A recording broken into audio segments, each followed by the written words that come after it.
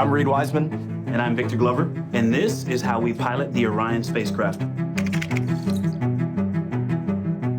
What are the differences between piloting an airplane and a spacecraft? I think the thing that I first think about is on a spacecraft, it's really all about attitude.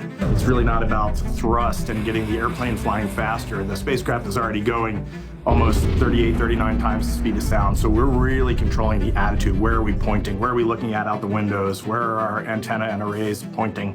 The software is the primary flyer of the spacecraft. I think that's the biggest difference, especially for a pilot coming into this who wants to get on the hand controllers and put the aircraft or the spacecraft in its proper attitude. In aircraft, the software is really helping the pilot, and I think now it's almost like we are helping the software.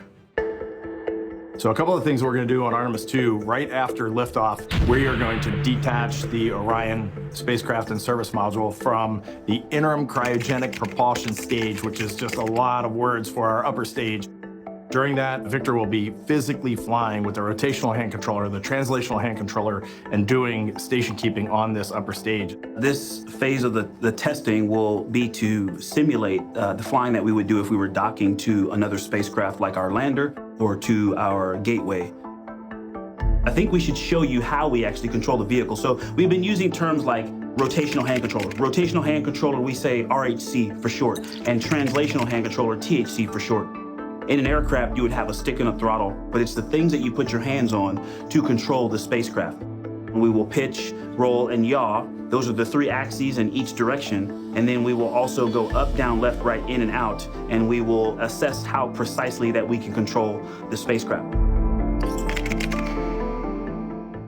But we mentioned earlier that the main controller of the spacecraft is software. And so the main way that we interact with the spacecraft is our cursor control device, your absolute favorite. I know you love this CCD. thing. This thing, it looks awkward, it looks weird, but when you get to use it, it's actually a genius piece of gear, and I know it is your favorite. Oh, it is. This is our primary way to interact with the spacecraft.